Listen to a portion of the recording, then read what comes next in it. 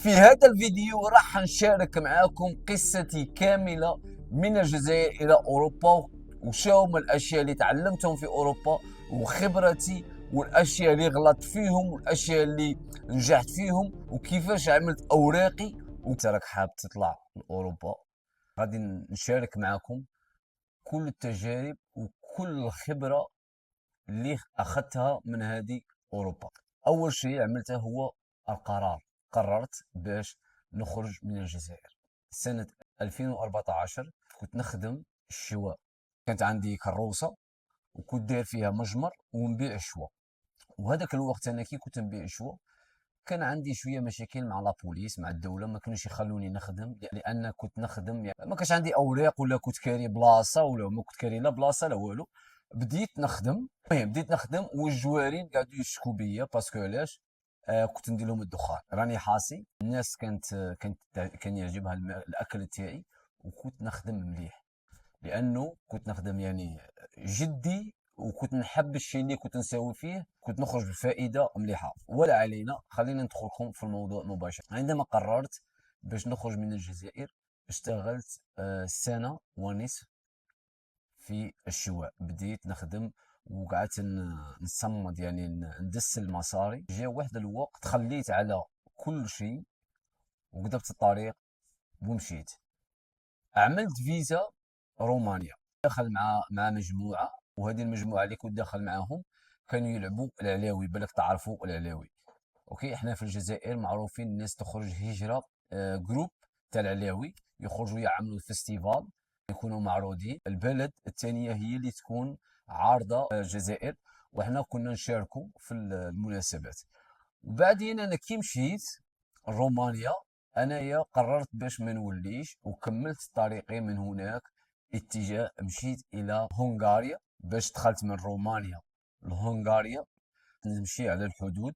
تماك روحت ماشي يعني قدرت الطاكسي، وحطني في واحد المكان، اخر مكان، وبعدين زدت تمشيت تقريبا 8 ساعات ولا 10 ساعات. بعدين انا كي دخلنا مسكون الشرطه، وصلنا للمجر، مسكون الشرطه داونا اخذونا الى المقر تاع الشرطه. بعدين عمرونا، يعني الاسم هو تاعنا، كنت انا واثنين اصدقائي. عمرونا كيسموك مين راك جاي منا. احنا ما قلنا لهمش الصح، باسكو احنا في الجزائر ما كانش عندنا مشاكل، وما بغيناش نعطي الاسم تاعنا الصح والبلد، لانه احنا خفنا يرجعونا. نعرفوا احنا باللي سوريا كان عندهم مشاكل. قلنا لهم احنا جايين من سوريا. في ذاك الوقت عطاونا واحد الورقه نتمشوا بها، وقالوا لنا لازم تروحوا للكون. هذا الكون يعني مكان الناس اللي ما عندهمش، هذا السنتر مخصص للمهاجرين. وحنايا ما بغيناش نقعدوا في هذاك المكان، لانه احنا مكان انا بعد ما كنتش حاب نقعد في المجر، كنت باغي نزيد نكمل، لان المجر بلد فقيره وما فيها ولا شيء. يعني عطاوني ديك الورقه، زدت كملت بها وروحت دخلت للنمسا. بين المجر والنمسا تاني كاين حدود، وما يخلوكش تفوت لانه ما عندكش اوراق، يعني ما عندكش فيزا، ما تقدرش تدخل من بلد. وانايا ما كنتش نعرف، ودخلت ومشيت في قطار، والقطار وصلني الى مدينه النمسا.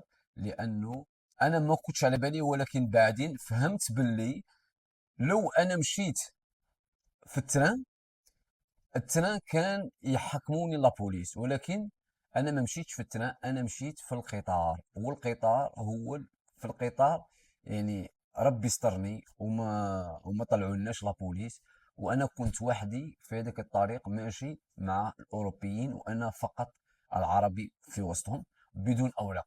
بعدين دخلت النمسا. من النمسا زدت كملت الطريق، قدرت التران، شريت التذكره. بعدين روحت. كنت ماشي لفرنسا، ولكن كنت ماشي أول شيء لألمانيا، من ألمانيا نمشي لفرنسا. بعدين في الطريق ماشي في تران إلى ألمانيا، من ألمانيا ومسكوني لابوليس في ألمانيا. وكي مسكوني لابوليس ما خلونيش نكمل الطريق، لأنه ما كانش عندي أوراق. داوني للسونت، وهذا السونتر ما خلونيش نخرج، لأنه أنا ما كنتش قاصر، ولكن كنت باغي نكون قاصر، لانه عرفت باللي القاصرين كانوا يعني يعاملوهم احسن، وكان عندهم الفرص أكثر. لهذا السبب أنا كان عندي تقريبا 23 سنة، وقلت لهم أنا عندي 17 سنة. بعدين أخذوني إلى مكان تاني، ومن تماك بدأت الرحلة تاعي. ما حبيتش نزيد نروح لفرنسا لأنه مسكوني وعطيتهم الاسم ودخلوني نقرة وعطاوني البيت وفهم وعرفت باللي أنا قاصر. اللي ما تمشيش لأنه الأصدقاء اللي كانوا معي كانوا من قبلي وكانوا قالوا لي يعني الحياة هنايا أحسن. ألمانيا تعلمت الألمانية، أخذت الشهادة من شهور تاع دراسة البي اينز تقريبا سنتين، وكنت نشتغل. كانوا يعطونا، كنا نقروا وكانوا عاطينا نتعلموا، دايرين تكوين مهني كنا نتعلموا. صراحة وكانت الأمور جيدة. عشت تمك تقريبا معاهم مع القاصرين تقريبا 3 سنوات، وبعدين رجعوني مع الكبار. وكي رجعت مع الكبار وليت حر، وكنت نخدم يعني في الأسود. وبعدين خرجت نهائيا من هذاك السنتر، وليت عايش وحدي بمفردي بدون أوراق ولا شيء، لأنه قالوا لي ما غاديش نعطوك أوراق. وصراحة احنا الجزائريين ما كانوش يتعاملوا معنا مليح، لأنه ما عندناش حرب. يقولوا لنا نتوما ما عندكمش حرب، على جيتو. وما كانوش مابا، ما كانوش يخلونا نخدموا، لأنه ما عندناش الحق نخدموا احنا الجزائريين. كانوا غير هما السوريين، افغانستان، الايرانيين هما اللي كانوا يعني يعني كانوا يخدموا وعندهم الحق يخدموا في المانيا. بعدين انا رجعوني الى الجزائر.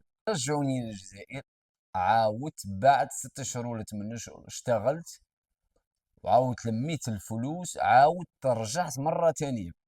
لماذا؟